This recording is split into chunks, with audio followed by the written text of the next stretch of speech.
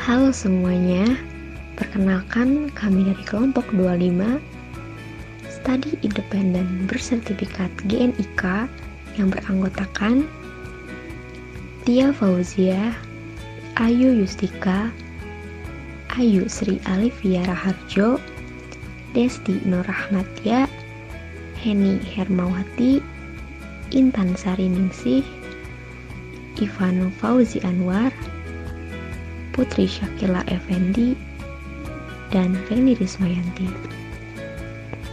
Sekarang, kami di sini akan sedikit menjelaskan apa itu cross culture.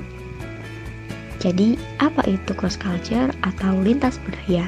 Cross culture merupakan lingkungan kerja di mana orang-orang dan berbagai budaya melebur dan membawa nilai, praktek bisnis, dan gaya komunikasi yang berbeda.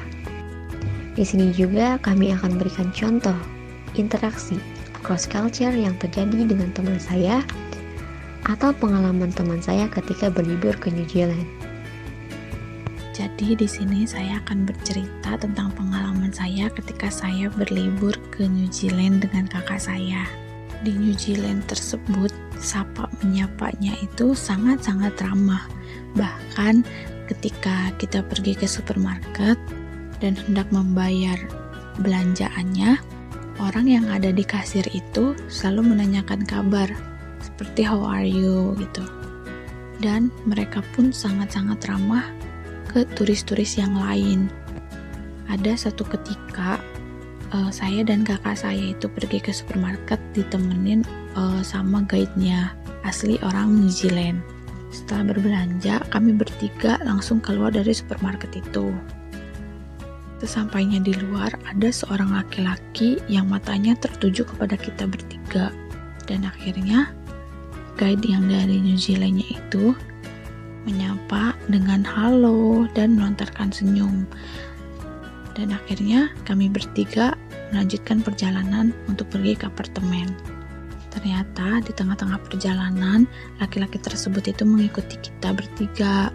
Akhirnya oleh guide itu ditanya, kenapa mengikuti kami bertiga.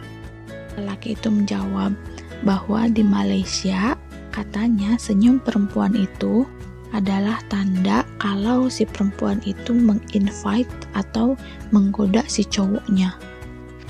Nah, jadi dari cerita pengalaman interaksi di atas, ada beberapa perbedaan mengenai kebiasaan-kebiasaan orang di New Zealand dan di Indonesia.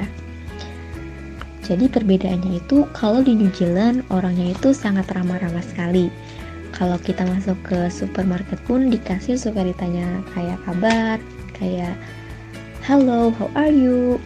Dan di New Zealand pun kalau kita mengikut dosen itu gak pakai dengan panggilan Mr. or Miss, jadi langsung panggil nama saja.